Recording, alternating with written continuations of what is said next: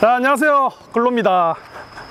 오늘 에깅 뭐 다들 잘 하시겠지만 저만의 이제 에깅 방법에 대해서 한번 알려드리려고 모임을 하게 되었습니다.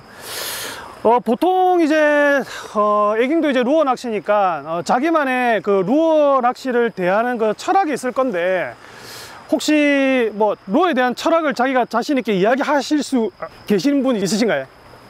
없어요? 아무도 없습니까? 네.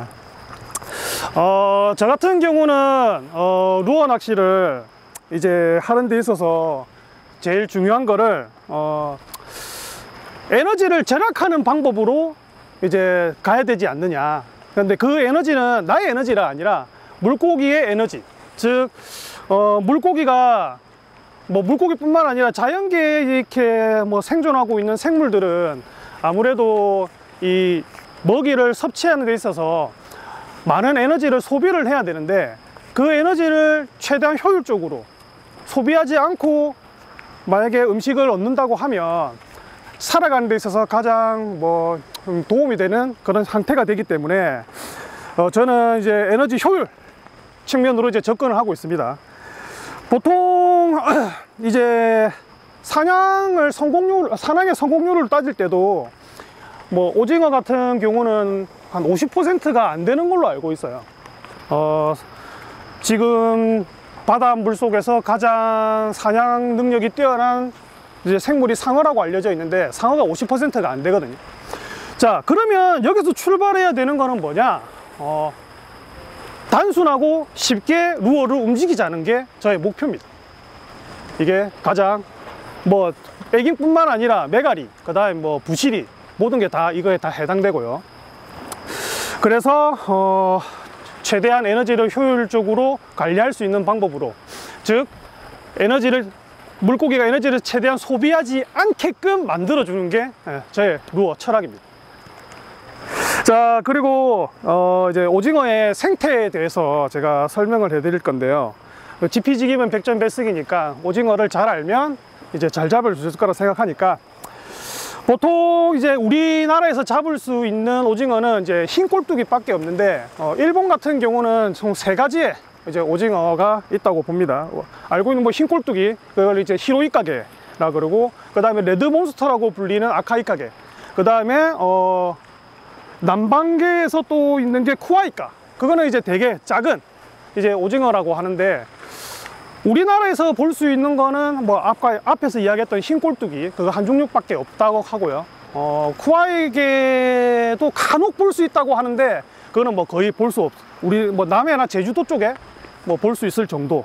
그 다음에 아카이카는 뭐 오키나와 정도까지 내려가야 나오는 거니까 거의 논해라고 치고요. 오징어는 그리고 또 한 수명이 사육실에서 길렀을 때 315일 정도 이제 했다고 생각을 했기 때문에 1년이 채 안 되는 걸로 이제 알고 있습니다. 그럼 오징어가 태어나서 알이 한 0.05g 정도 되는데, 얘가 1.5kg까지 크는데 고작 한 6개월 정도 밖에 안 걸린다고 알고 있어요. 그러면 그 6개월 동안에 얼마나 많은 에너지를 섭취를 해야 되는가?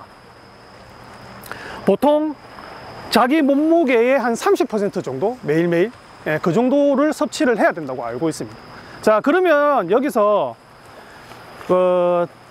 대사작용이 또 문제가 되는데, 에너지를 그만큼 섭취를 하면 산화작용이 해가지고 이 대사작용을 해야 될 거 아닙니까, 오징어도. 그러면 어마어마한 산소가 요구가 되겠죠. 그러면 먹이 섭취량도 많아야 되고 산소량도 많아야 되니까, 이게 포인트 찾기에는 되게 이제 빠르게 접근을 할 수 있는 방법으로 이제 될 겁니다.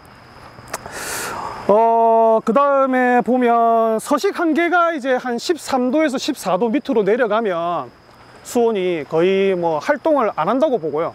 얘가 한 15도에서 16도 정도 되어야지만 그때부터 서서히 이제 먹이 활동을 하기 시작하고, 보통 30도 될 때까지는 꾸준하게 이제 활동성이 증가하는데, 30도 이상이 돼버리면 이제 활동을 또 안 하는 성질을 가지고 있습니다.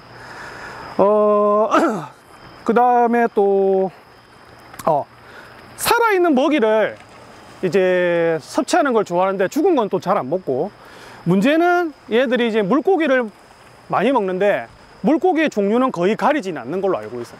그러니까 정갱이부터 시작해서 뭐 망둥어까지, 그러니까 상하층을 다 고루고루 먹이 섭취를 하기 위해서 돌아다닌다고 보고요. 그 다음에 그 각각류 종류도 좋아하는데 개는 잘 안 먹는다고 알고 있습니다. 개는 잘 안 먹고 새우나 뭐 까제 이런 종류를 잘 먹고요.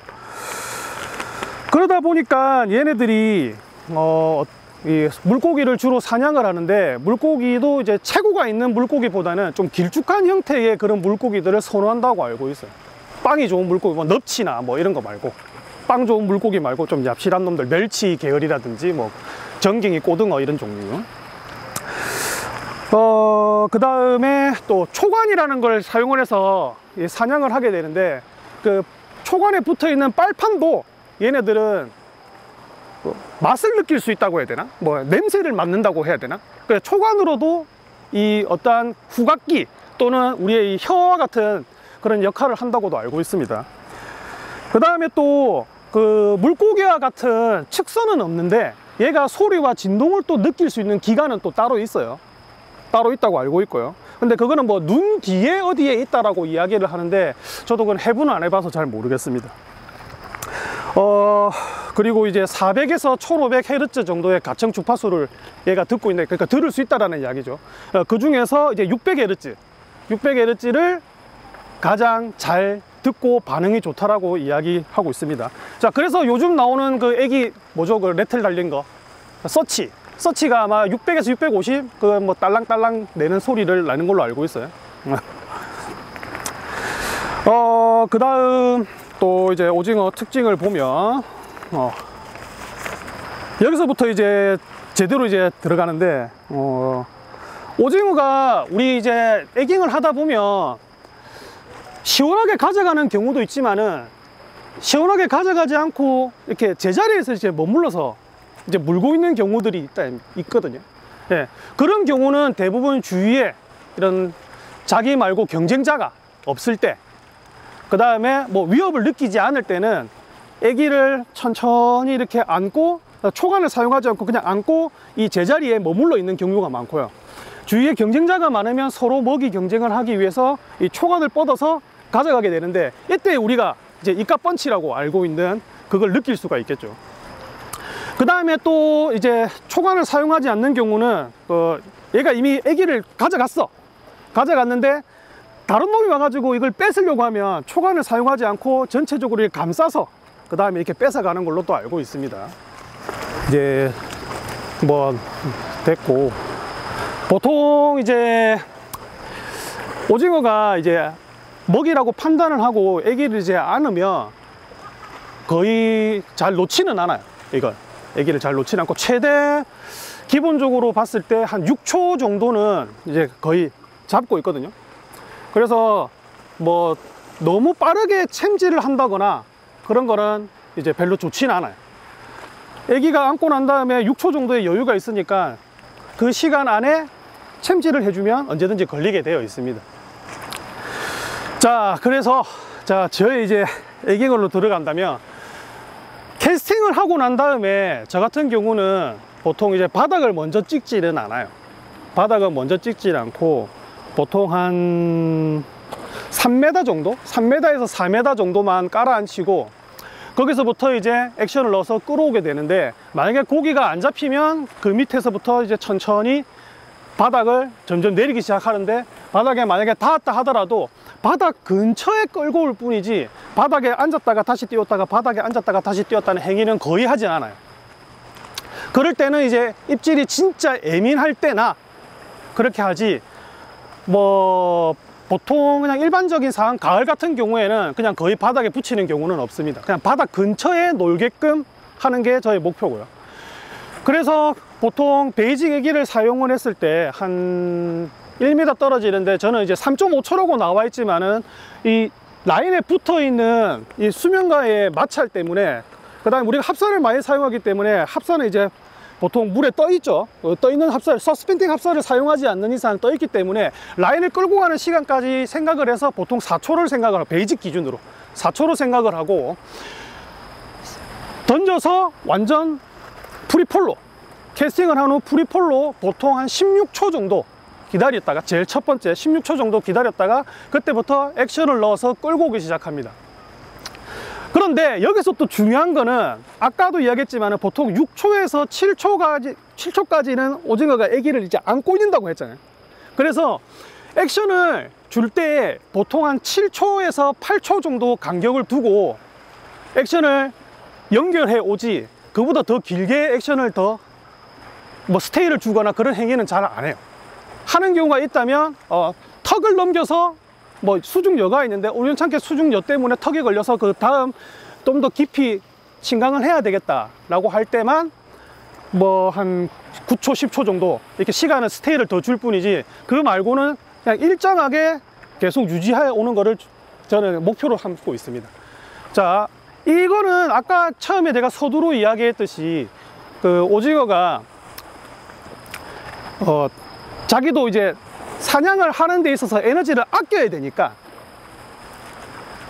바닥층과 가장 가까운 그 면을 일정하게 훑어오는 것을 꾸준히 하는 거죠. 꾸준히. 그래서 이 간격을 저는 베이직 기준으로는 8초 안에 이 폴링이 이루어지고 그 다음 액션이 연결되게끔 쉘로우를 쓴다고 하면 쉘로우가 보통 한 7초 정도, 6초에서 7초 정도 6초라고 하는데 보통 제가 해보니까 한 7초, 길면 8초까지 걸리는 것도 있더라고요. 그러면 1m가 7초가 떨어지니까 1m만 띄우게 되는 거예요. 액션을 넣어서 1m만. 그 다음에 슈퍼 쉘로우 같은 경우도 한 8, 9초, 제가 해보니까 보통 한 10초 정도 걸리는데 그거는 1m보다는 한 70cm 정도만 띄울 수 있게끔 꾸준하게 일정한 수심층만 유지하게끔 운영을 하는 편입니다. 이게 가장 포인트예요, 저는. 제 기능에 있어서.